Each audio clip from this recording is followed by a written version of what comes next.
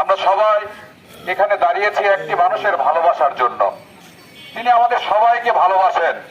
আমরা যে কোনো আপদে বিপদে তার কাছে গেলে তিনি আমাদের তার কোমল হাত দিয়ে হাত মাথা বুলিয়ে দেন। আমাদেরকে ধৈর্য ধরার তৌফিক যেন আল্লাহ দেন, তার জন্য দোয়া করেন। আমরা এমন একটি মানুষের উপরে গতকালকে দেখেছি শারীরিকভাবে লাঞ্ছনা হয়েছে। আমরা কষ্ট নিতে পারি না, আমরা আমাদের চোখের পানি গতকাল ধরে রাখতে পারিনি।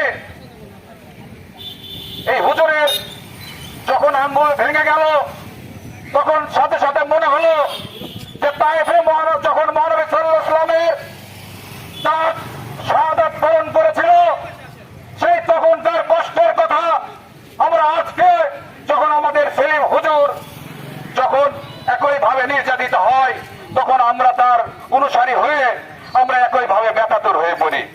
আমি ধন্যবাদ জানাই আপনারা যারা এখানে উপস্থিত হয়েছেন, সবাইকে উপস্থিত জানাই।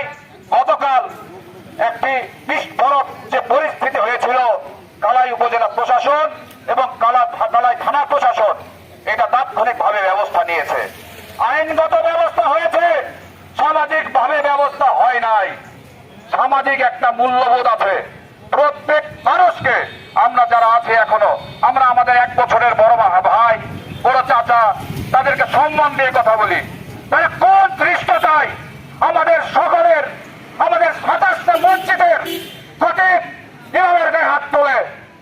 এই ধৃষ্টতার যে পরিণতি হবে, আমরা এখানে যারা তৌহিদি জনতা আছি এদেরকে সামাজিকভাবে বয়কট করতে হবে।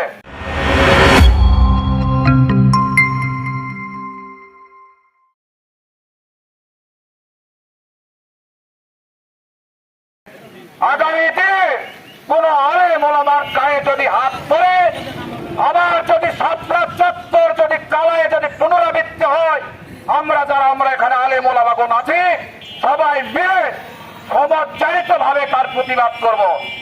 যারা অপরাধী তাদের শাস্তি কামনা করছি, আর মুসলমান হিসাবে আমরা তাদেরকে মহান রব্বুল আলামিন যারা ঘটিয়েছে তাদেরকে হেদায়েত দান করে, আর আমাদের সবাইকে আল্লাহ মহান রব্বুল আলামিন ধৈর্য ধারণ করার তৌফিক দান করে।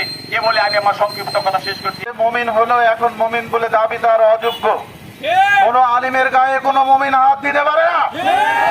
আমরা এই যে আমার বাচ্চা ডলার যেটা বললো যে এরপরে যদি আর কোন আলিমের গায়ে হাত